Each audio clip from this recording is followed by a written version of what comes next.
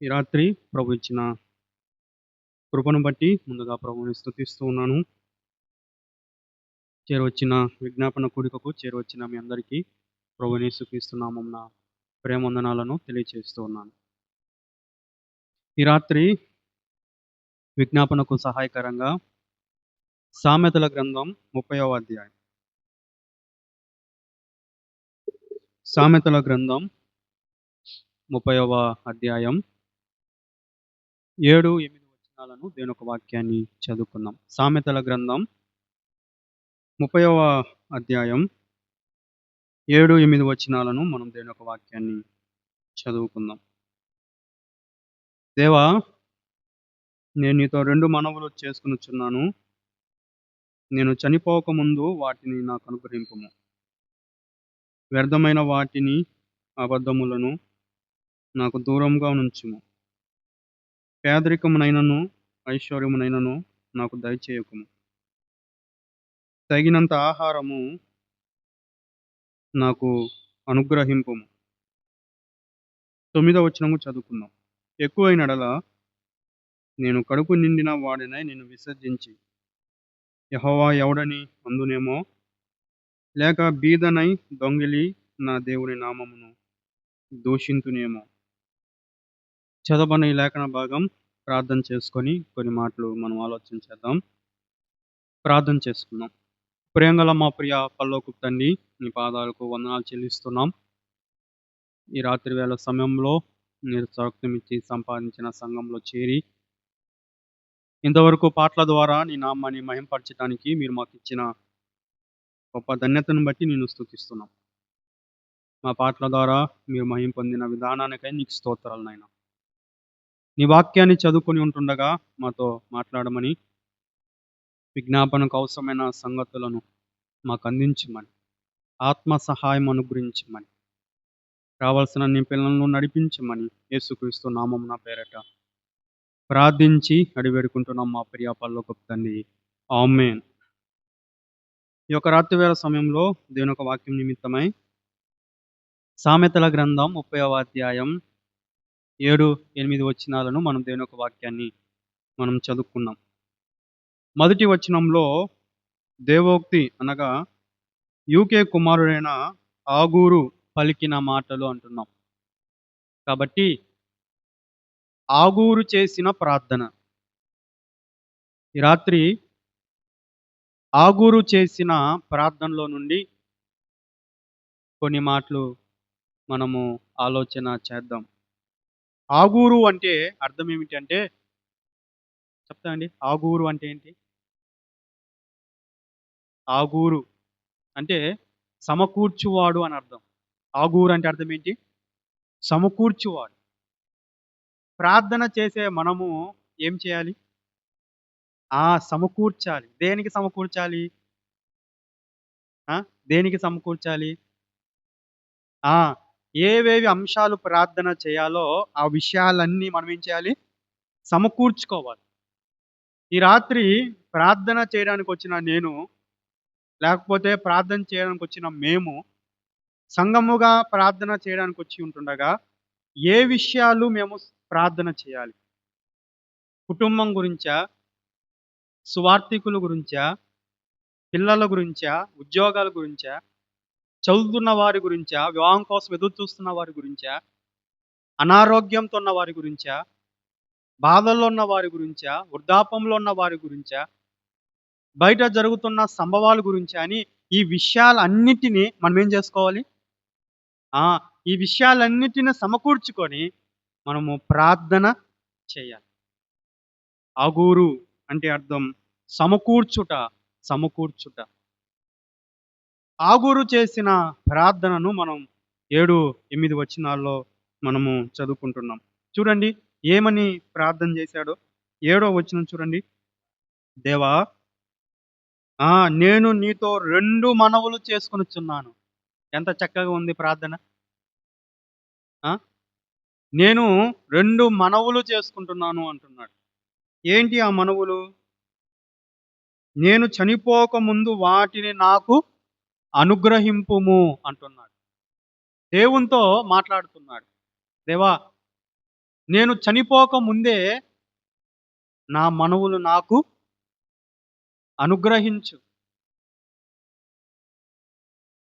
ఈ లోకంలో ఉండగానే మనం చేసే ప్రార్థనలు రావాలి అని సాధారణంగా ఎవరైనా కోరుకుంటాం. అలాగే ఆగూరు గూడా అలాగే ఆలోచన చేస్తూ ఉన్నాడు. 2 మనవులు, 2 మనవులు అంటూ ఉన్నాడు. 8వ వచనంలో చూడండి ఏంటి ఆ మాట ఏమిటది? వ్యర్థమైన వాటిని, అబద్ధములను నాకు దూరంగా నుంచుము. పేదరికమునైనను, ఐశ్వర్యమునైనను నాకు దయచేయకుము అంటున్నాడు. 2 మాటలు చెప్తున్నాడు 8వ వచనంలో. దూరంగా ఉంచుము అంటున్నాడు. నాకు దయ చేయకుము అంటున్నాడు. ఇది ప్రార్థన ఆగూరు చేసిన ప్రార్థన కదా! ఆగూరు యొక్క ప్రార్థన చూడండి ఎంత ప్రత్యేకంగా ఉందో. ఆ! దూరముగా ఉంచుము. ఎప్పుడైనా మనం ఇలాంటి ప్రార్థన చేశామా? ఆ! దూరంగా ఉంచుము అని ప్రార్థన చేశామా? ఆ! చాలా సార్లు మన ప్రార్థనలు ఇమ్ము, ఇమ్ము, ఇమ్ము అనే ఉంటది కదా! ఆ! ఇదే సామెతల గ్రంథంలో కాబోలు. సామెతల గ్రంథంలో ఆహ్, మనం చూసినట్లయితే ఇదే సామెతలు 30వ అధ్యాయం 15వ వచనం చూడండి. 15వ వచనం. జలగకు ఇమ్ము, ఇమ్ము అను కూతులిద్దరు కలరు అంట. ఆ! వాళ్ళెవరంటే జలగకు ఎంతమంది కూతుళ్ళంట? ఇద్దరు. ఎలాంటి కూతుళ్ళు ఈళ్ళు? ఆ! కాదు, కాదు. ఎలాంటి కూతుళ్ళు వీరు? ఆ! ఇమ్ము, ఇమ్ము, ఇమ్ము అనేవాళ్ళే. కూతుళ్ళే గాదు. చాలా మంది ఎలా ఉన్నారు చెప్పండి? ఆ! ఇమ్ము తీసుకొని రా. ఇమ్ము, ఇమ్ము. ఇది విశ్వాసిని చూపిస్తుంది. చాలా సార్లు విశ్వాసులు ప్రార్థన చేసేటప్పుడు దేనికోసం ప్రార్థన చేస్తున్నారు? ఇమ్ము, ఇమ్ము. తృప్తి లేదు. విశ్వాసికి తృప్తి లేదు. సైకిల్ ఇమ్ము అంటాడు. దేవుడిస్తే బండి ఇమ్ము అంటాడు. బండి ఇస్తే కారు ఇమ్ము అంటాడు. కారు ఇస్తే పెద్ద కారు ఇమ్ము అంటాడు కదా! మానవుడికి ఏం లేదు? తృప్తి లేదు. రేకుల షెడ్ ఇస్తే నాకేం గావాలి? ఆ! మిద్దె గావాలి. మిద్దిస్తే 2 మిద్దెలు గావాలి. 2 మిద్దెలిస్తే 3 మిద్దెలు గావాలి. 3 మిద్దెలిస్తే నా పక్కనోళ్ళు 4 మిద్దెలు కట్టుకున్నారయ్యా! నాకు 5 మిద్దెలు కావాలి. ఒక ఇల్లు వద్దు. 2 ఇల్లు ఇవ్వు. 3 ఇల్లు ఇవ్వు. 4 ఇల్లు ఇవ్వు. మానవుడంతా ఇమ్ము, ఇమ్ము, ఇమ్ము. కానీ ఆగూరు ఏమని ప్రార్థన చేస్తున్నాడు? ఆ! దూరముగా నుంచుము. ఎంత మాదిరికరమైన ప్రార్థన చూడండి. ఎంత మాదిరికరమైన ప్రార్థన. దేనికి దాని కోసం ప్రార్థన చేస్తున్నాడు ఆగూరు అని మనం ఆలోచన చేసినట్లయితే, దేవునితో మనవి చేసుకుంటున్నాడు. నేను చనిపోకముందే నాకు కొన్ని మనవులున్నాయి. 2 మనవులున్నాయి. చాలా సార్లు మనము ప్రతిరోజు మనవులు చేసుకుంటాం. దినదినము మనవులే మనకి. కానీ ఇక్కడ చనిపోకముందు అతనికి 2 మనవులున్నాయి.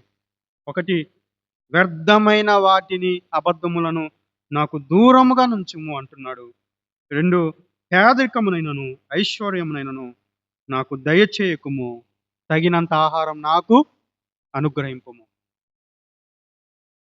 చాలా విషయాలు ఇందులో ఉన్నాయి కానీ, ఈ రాత్రి ఒక్క విషయం మీద మనం ఆలోచన చేసి, మనము వర్తమానాన్ని ముగించుకొని ముందుకు సాగిపోదాం. 8వ వచనం చూడండి. 8వ వచనం. ఆ! వ్యర్థమైన వాటిని నాకు దూరముగా నుంచుము. ఎప్పుడైనా మనం వీటి కోసం ప్రార్థన చేసామా చెప్పండి? ఆ! ఏ రోజైనా నమ్ముకొని చాలా సంవత్సరాలయిపోయింది మన జీవితాలు. దేవా! ఇది వ్యర్థము నా జీవితంలో.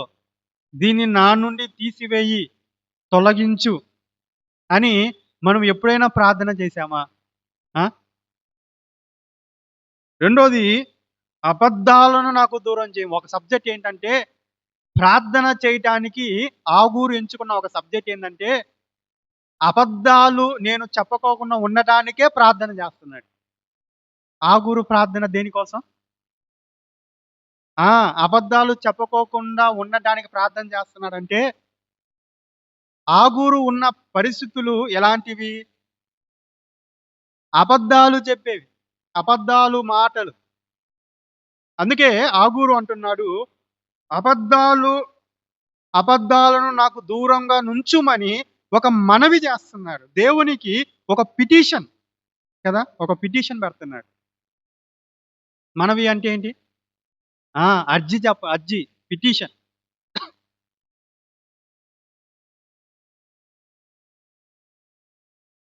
డబ్బునివ్వయ్యా, బంగారాన్నివ్వయ్యా, ఆ! ఆస్తిపాస్తులనివ్వయ్యా, కారునివ్వయ్యా, ఆ! అందరికన్నా పేరు నాకివ్వయ్యా అని అడగటం లేదు. దేనికోసం ప్రార్థన చేస్తున్నాడు? ఆ!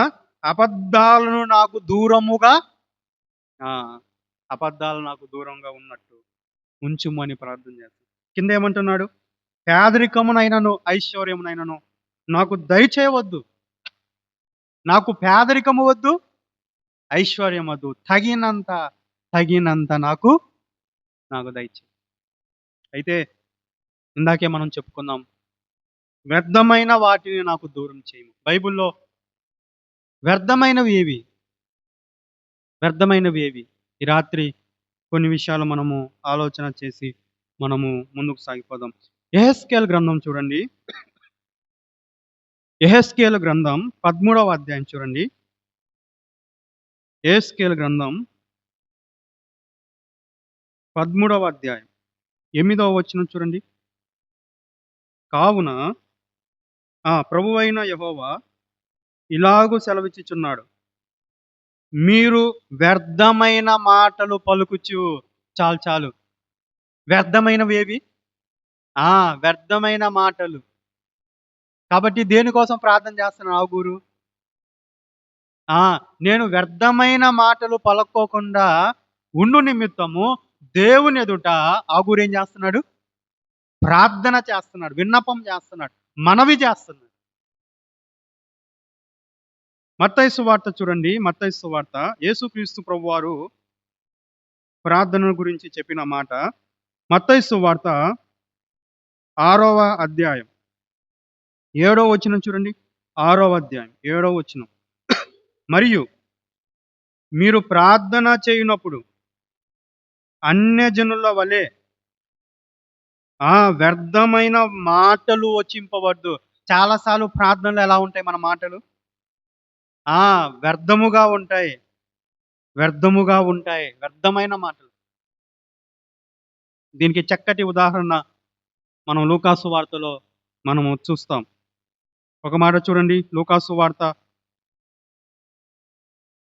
18వ అధ్యాయం చూడండి. లూకాసు వార్త 18వ అధ్యాయం చూడండి. 11వ వచనం చూడండి. 11వ వచనం. పరిసయ్యుడు నిలవబడి, దేవా, నేను చోరులను, అన్యాయస్తులను, వ్యభిచారులనైన ఇతర మనుషుల వలెను అయినను ఈ సుంకరి వలనైనను ఉండనందుకు నీకు కృతజ్ఞతాస్తుతులు చెల్లించుచున్నాను. ఏం చేస్తున్నాడు ఆ పరిసయ్యుడు నిలవబడి? వ్యర్థమైనవి మాట్లాడుతున్నాడు. దేవాలయానికి వెళ్ళాడు ప్రార్థన చేయటానికి. ప్రార్థించవలసిన పరిసయ్యుడు ప్రార్థించకుండా ఏమని ప్రార్థన చేస్తున్నాడు? నేను చోరును కాదు, నేను అన్యాయస్తుని కాదు, నేను వ్యభిచారిని కాదు, నేను ఇతర మనుషుల వలె కాదు అంటూ ఈ సుంకరి వల్లనే కూడా కాదు అంటున్నాడు. ఈ సుంకరి వల్లను కాదు. అతని మాటలలో వ్యర్థము ఉన్నది. అతని మాటల్లో వ్యర్థము ఉన్నది. వారానికి 2 మార్లు ఉపవాసం ఉంటాను. నా సంపాదన అంతటిలో 10వ వంతు ఇస్తాను అని తను గురించి తాను డమ్మముగా చెప్పుకుంటున్నాడు. పేతురు రాసిన 2వ పత్రికలో ఆ విషయాలు మనము చూస్తాం. డంబమైన మాటలు పలకద్దు. వ్యర్థమైన మాటలు పలకద్దు అని లేఖనాల్లో తెలియచేస్తూ ఉన్నాడు. వ్యర్థమైన మాటలు వద్దు. ఎందుకు మనము వ్యర్థమైన మాటలు పలకకూడదు? దానికి సమాధానం కావాలి కదా! ఎందుకు వ్యర్థమైన వాటి కోసం ప్రార్థన చేస్తున్నాడు? అందులో వ్యర్థమైన మాటలు ఎందుకు పలకకూడదు అంటే, అక్కడే చూడండి, యెహెజ్కేలు గ్రంథం 13వ అధ్యాయం ఇందాక మనం చదువుకున్నాం గదా! 8వ వచనం చూడండి. 8వ వచనం. 8వ వచనం చూడండి. కావున ప్రభువైన యెహోవా ఇలాగు సెలవిచ్చుచున్నాడు. మీరు వ్యర్థమైన మాటలు పలుకుచు ఆ! ఆ! నేను మీకు ఏమవుతాను? విరోధినవుతాను. ఎందుకు దేవుడు వ్యర్థమైనవి పలకద్దంటున్నాడంటే, వ్యర్థమైన మాటల్లో ఏముంది? వ్యర్థమైన మాటలు మాట్లాడడం వల్ల ఏముంది? దేవుడు మనకు విరోధి అవుతాడు. దేవుడు మనకేమవుతాడు? నేను మీకు విరోధిని అంటున్నాడు. సాధారణంగా మనం ఈ మాట మనం చెప్తాం. దేవుడు మన పక్షాన ఉండగా మనకు విరోధి ఎవడు అంటాం. ఇప్పుడు దేవుడే మనకు విరోధి అవుతే చెప్పండి. ఆ! దేవుడు మా పక్షానుంటే అసలు మాకు విరోధులు ఎవరు అంటాం. కానీ దేవుడే మనకు విరోధి అవుతుంటే ఇంక మనల్ని కాపాడేదెవరు? దేవుడు మనకు విరోధి అవుతున్నాడంటే దానికి కారణం ఏమిటి? మనం వ్యర్థమైన మాటలు చెబుతున్నాం, పలుకుతున్నాం. అందుకే ఆగూరు ప్రార్థన చేస్తాను. అయ్యా! నేను వ్యర్థమైన మాటలు పలుకోకుండా ఉండాలి అని తన జీవితం గురించి ప్రార్థన చేస్తున్నాడు. వ్యర్థమైన మాటలలో మోసం ఉంది. ఒక మాట చూడండి. ఎఫెసీయులకు రాసిన పత్రిక చూడండి. 5వ అధ్యాయం 6వ వచనం చూడండి. 5, 6 ఎఫెసీయులకు రాసిన పత్రిక 5వ అధ్యాయం 6వ వచనం చూడండి. 6, 6 5, 6 వ్యర్థమైన మాటల వలన ఎవడునూ మిమ్మును మోసపరచనీయకుడి.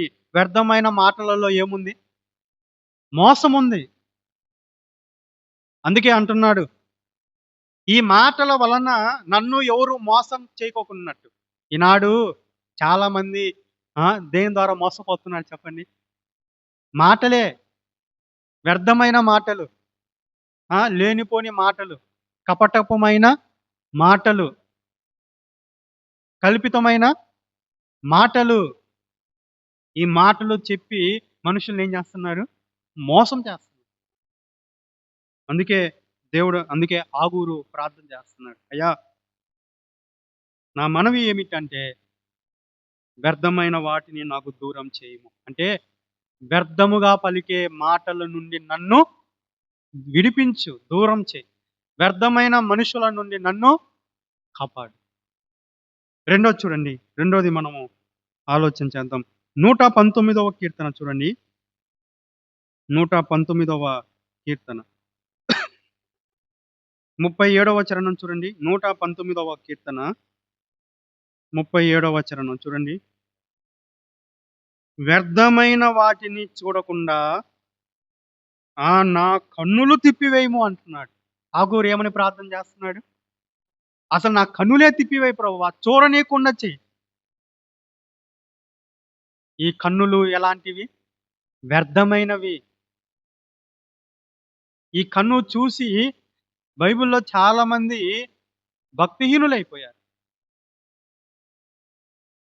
అసలు మన పూర్వీకులు హవ్వ పాపం చేయడానికి కారణం ఏంటి? కన్నులే గదా! ఒకసారి చూడండి.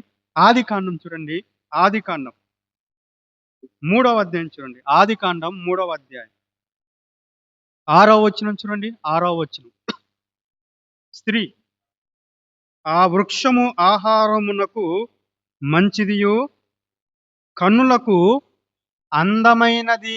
కన్నులకు ఎలాగుందా ఆ వృక్షము? అందముగా కనపడుతుంది. అవ్వకు ఆ వృక్షము ఎలా కనపడింది? అందముగా కనపడింది. అసలు అందంగా కనపడేదంతా ఏంటి చెప్పండి? మోసమే. అందుకే సామెతల గ్రంథంలో అంటాడు, అందము మోసకరము. తర్వాత మీరు చెప్పండి.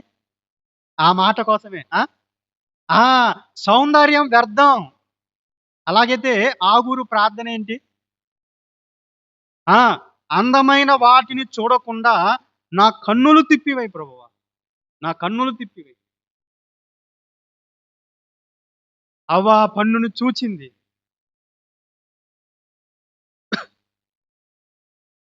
చూచుంటే బాగుండేది. ఆ! దాని దగ్గరికెళ్ళింది. దగ్గరికెళ్ళింటే ఎళ్ళినుంటే బాగుండేది. అక్కడితో ఆగిపోయుంటే బాగుండేది. దాంట్లో కొన్ని తీసుకుంది. తీసుకునుంటే బాగుండేది. దాంట్లో కొన్ని తినింది. తిన్నింటే బాగుండేది. దాన్ని కొన్ని తీసి భర్తకిచ్చింది. భర్తకి ఇచ్చినోడు ఇచ్చినట్టుండింటే బాగుండేది. అతను గూడా కొన్ని తిన్నాడు. ఏమైపోయింది? సహవాసం వెళ్ళిపోయింది. అవ్వ చేసిన తప్పిదం, ఆదాము చేసిన పొరపాటు. నేడు ప్రపంచానికి ఏమైపోయింది? శాపమైపోయింది. అందుకే ఆగూరు అందుకే అంటున్నాడు 30వ అధ్యాయంలో ఆగూరుకు వచ్చిన దేవోక్తి. దేవుడిచ్చిన వర్తమానం. దేవుడిచ్చిన ప్రత్యక్షత. నా కన్నులు తిప్పివేయి ప్రభువా. అందమైనది చూడకుండా. నా కన్నులు అందమైనది చూడకుండా. ఎంతమంది జారిపోవటం లేదు. అందమైనది చూచి, చూడనివి చూచి. యెహోషువ గ్రంథం చూడండి. మనందరికి తెలుసు. జ్ఞాపకం చేసుకుంటున్నాం అంతే. యెహోషువ గ్రంథం 7వ అధ్యాయం. 7వ అధ్యాయం 21వ వచనం చూడండి. 7:21. యెహోషువ గ్రంథం 7వ అధ్యాయం 21వ వచనం చూడండి. దోపుడు సొమ్ములో ఒక మంచి షీనారు పై వస్త్రమును 200 తులముల వెండిని 50 తులముల ఎత్తుగల ఒక బంగారు కమ్మిని నేను చూచి వాటిని ఆశించి తీసుకొంటిని. ఎవరితను? ఆకాను. ఏం చేశాడు? చూచి మంచిదిగా కనపడింది. అవ్వకేమో మంచిగా కనపడింది ఆ వృక్షము. రమ్యముగా కనపడింది. ఆకానికేమో మంచిగా కనపడింది. ఇంకా లోతు విషయానికొస్తే అది దేవుని పట్టణం అన్నాడు. ఏమన్నాడు? అది దేవుని పట్టణం. అబ్రహాము, లోతు ఈ మధ్య సమస్య వచ్చినప్పుడు అబ్రహాము చెప్తే ఆ సొదొమ గొమొర్రా పట్టణాన్ని చూచి లోతు ఏమంటున్నాడు? ఆ! క్షమించండి. దేవుని తోట అన్నాడు. ఏమన్నాడు? ఇది దేవుని తోట వలె ఉంది.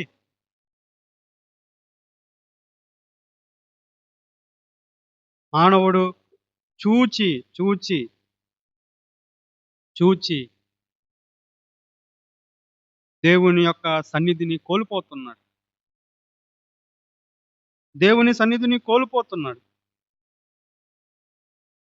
ఆకాను చూడకూడదని చూచి యెహోవా తోట అన్నాడు లోతు. ఆకాను అది మంచి షీనార్ వస్త్రం గల వాటిని చూచి, ఆశించి, దాచిపెట్టి. ఆకాను మాత్రమే కాదు, తన వంశానికి ఏం తెచ్చుకున్నాడు? శాపాన్ని తెచ్చుకున్నాడు. అందుకే ఆగూరు ఎంతగా ప్రార్థన చేస్తున్నాడు చూడండి. అయ్యా, వ్యర్థమైనవి వద్దు, నా జీవితాల్లో వద్దు. వ్యర్థమైనవి చూడకుండా నా కన్నులు తిప్పివేయి నాయనా. నా కన్నులు తిప్పివేయి ప్రభువా అని ఆలోచన చేస్తున్నాడు. ప్రార్థన చేస్తున్నాడు. మనవి చేస్తున్నాడు. దేవుని ఎదుట మనవి చేస్తున్నాడు. వ్యర్థమైనవి వద్దు, నా జీవితంలో వద్దు అని ప్రార్థన చేస్తున్నాడు. మూడోదిగా మనం చూద్దాం చూడండి. సామెతల గ్రంథం 12వ అధ్యాయం చూడండి. సామెతల గ్రంథం 12వ అధ్యాయం 11వ వచనం చూడండి. 11వ వచనం. సామెతల గ్రంథం 12వ అధ్యాయం 11వ వచనం చూడండి. తన భూమిని సేద్ధపరుచుకుని వానికి ఆహారం సమృద్ధిగా కలుగును. వ్యర్థమైన వాటిని అనుసరించువాడు బుద్ధి లేనివాడు. ఏంటంట మూడోది? వ్యర్థమైన వాటిని అనుసరించేవాడు. మూడోదిగా వ్యర్థమైన వాటిని మనం అనుసరించకూడదు. ఒక మాట చూడండి, 16వ కీర్తన 4వ చరణం చూడండి. 16వ కీర్తన 4వ చరణం. 16వ కీర్తన, యెహోవాను విడిచి వేరొక్కరిని అనుసరించు వానికి శ్రమలు విస్తరించును అంటున్నాడు. శ్రమలు విస్తరిస్తాయి. ఈనాడు మనకు శ్రమలు ఎందుకు వస్తున్నాయి? ఈనాడు మన కష్టాలు ఎందుకు వస్తున్నాయి? బాధలు ఎందుకు వస్తున్నాయి? ఇబ్బందులు ఎందుకు వస్తున్నాయి? వేదనలు ఎందుకు వస్తున్నాయి? అంటే మనం ఏం చేస్తున్నాం? మనం దేవుని విడిచి వ్యర్థమైన వాటిని అనుసరిస్తాం. సొలొమోను గురించి మనం ఆలోచన చేసినట్లయితే, అతడు తన తండ్రి వల్లే యథార్థ హృదయుడు కాక వ్యర్థమైన వాటిని యందు తిప్పివేయబడ్డాడు. వ్యర్థమైన వాటిని అనుసరిస్తున్నాడు. రాజే, జ్ఞానం కలిగిన వాడే, ఎన్నో ఉన్నాయి, కానీ వ్యర్థమైన వాటిని అనుసరిస్తున్నాం. మనం దేన్ని అనుసరిస్తాం? దేవుణ్ణి అనుసరించాలి, లేకపోతే మనం బుద్ధి లేని వారం అవుతాం. ఒక మాట చూడండి, 119వ కీర్తన 88వ వచనం చూడండి. 119వ కీర్తన.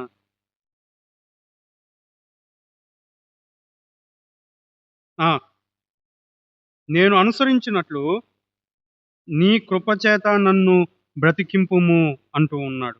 అలాగే మనం ఆలోచన చేసినట్లయితే, నన్ను బ్రతికింపుము, నీవు నియమించిన శాసనములు నేను అనుసరించినట్టు.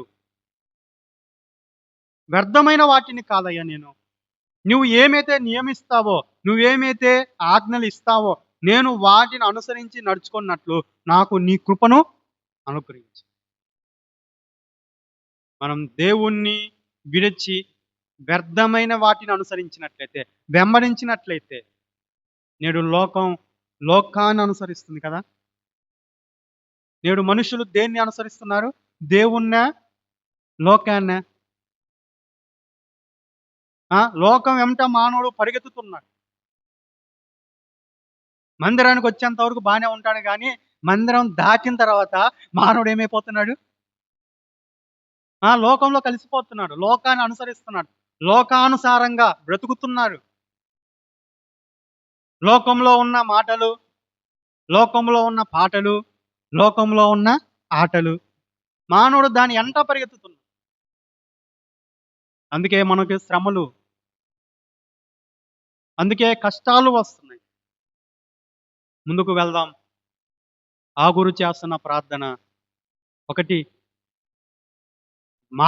వ్యర్థమైన మాటలు రాకుండా ఉండాలి అని ప్రార్థన చేస్తున్నాడు. 2, వ్యర్థమైన కన్నులు అంటున్నాడు. 3 చూడండి, 94వ కీర్తన 11వ వచనం చూడండి. 11వ వచనం, 94వ కీర్తన 11వ వచనం చూడండి. నరుల ఆలోచనలు వ్యర్థములని యెహోవాకు తెలిసి ఉన్నది. ఎవరికి తెలుసు? దేవునికి తెలుసు, కానీ మనకు మాత్రం మనకు తెలీదు. మానవుడి ఆలోచనలు ఎంత ఆలోచిస్తుంటాడో, ఒక్క చిన్న విషయానికే ఎంత ఆలోచిస్తుంటాడో, పుట్టు పూర్వతం రానున్న తరాలు కూడా ఆలోచిస్తూ ఉంటాడు. మానవుని ఆలోచనలు వ్యర్థము అంటూ ఉన్నాడు. ఒక మాట చూడండి, కీర్తనలు, ఇదే కీర్తన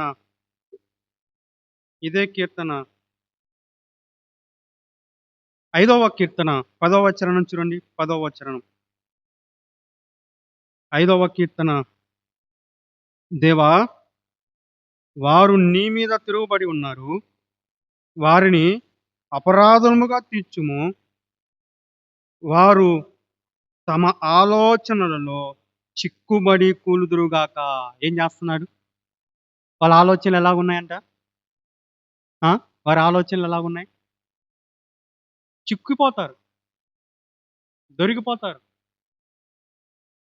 వారి ఆలోచనలే వారు నష్టానికి కారణం. చాలా సార్లు సమస్యలు రావడానికి కారణం ఏందంటే, వారి ఆలోచనలే.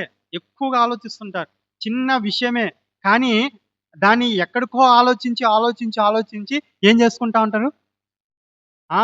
నష్టాన్ని కొని తెచ్చుకుంటారు. అందుకే ఆగూరు పలుకుతున్నాడు, "అయ్యా! వ్యర్థమైనది, వ్యర్థమైనది లేకోకుండా" అని ప్రార్థన చేస్తున్నాడు. చివరిగా ఒక మాట మనం చెప్పి మనం ముగించుకుందాం. 4 విషయాలు మనం ఆలోచన చేశాం.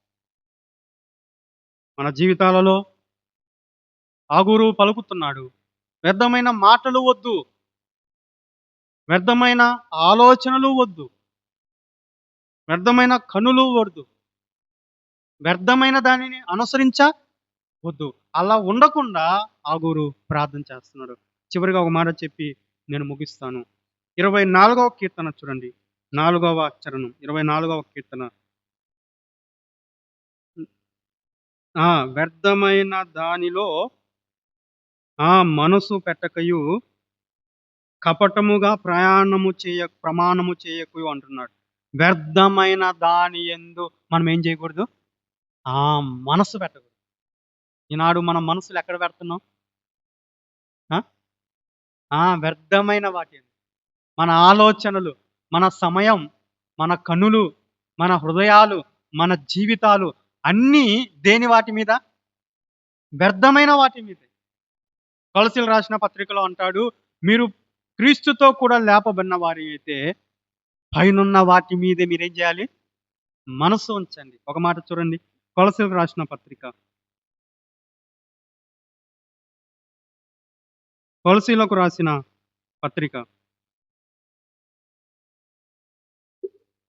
3వ అధ్యాయం మీరు క్రీస్తుతో కూడా లేపబడిన వారైతే పైనున్న వాటినే వెతుకుడి. అక్కడ అక్కడ క్రీస్తు దేవుని కుడి పార్శ్వమున కూర్చుండి ఉన్నాడు. పైనున్న వాటి మీదనే కానీ భూ సంబంధమైన వాటి మీద మనసు పెట్టకుడి. భూ సంబంధమైన వాటి మీద మనసు పెట్టకండి.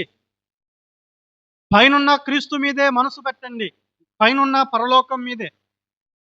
మన మనస్సు, మన ఆలోచనలు, మన ధ్యానమంతా పర సంబంధమైనదే ఉండాలి. దేవుని మీదే ఉండాలి. క్రీస్తు ప్రభువు మీదే ఉండాలి. ఆగూరు ప్రార్థన చేస్తున్నాడు, అయ్యా! వ్యర్థమైన మనసు ఎందుకు కాక నీ వైపు చూచున్నట్టు ప్రార్థన చేస్తాను అని ఆగూరు ప్రార్థన చేస్తాడు. అలాగైతే ఈ రాత్రి వేళ సమయంలో మనం దేని మీద మనం ఆశ ఉంచుతున్నాం? దేని మీద మన మనసు ఉంచుతున్నాం? దేని మీద మనము ప్రార్థన చేస్తున్నాం? ఒకసారి మనము ఆలోచన చేద్దాం. చివరిగా ఒక మాట చెప్పి నేను ముగిస్తాను. దేవుని మీద మనసు పెడితే మనకు కలిగే మేలు ఒక మాట చూడండి. యెషయా గ్రంథం 26వ అధ్యాయం 3వ వచనం చూడండి.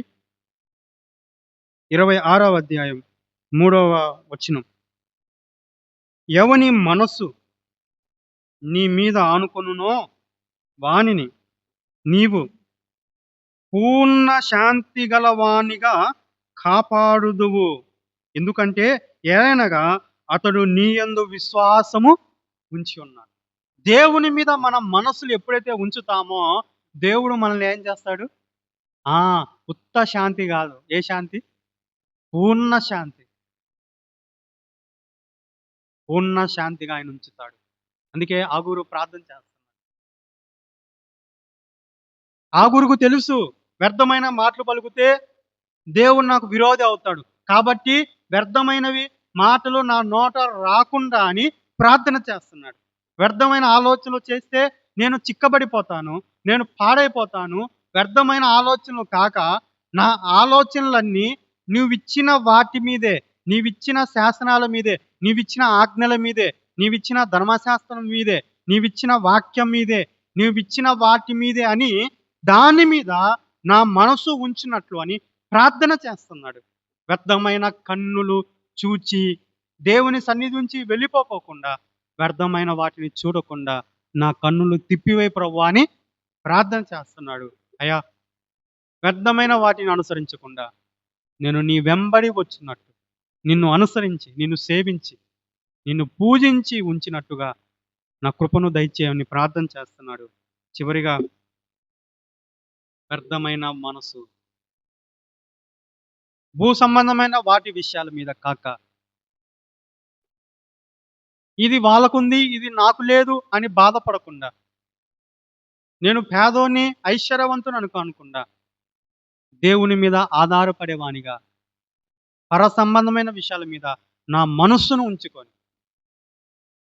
నేను ప్రార్థన చేసి శాంతి గలవానిగా, నెమ్మదిగా, సంతోషంగా ఉన్నట్టుగా అతడు ఆగూరు ఏం చేస్తున్నాడు? ప్రార్థన చేస్తున్నాడు. అలాగూ ఈ రాత్రి మనం కూడా అలాగూ ప్రార్థన చేసి మనము ముందుకు సాగిపోదాం. దేవుడి మాటలు మన కొరకు దీవించునుగా.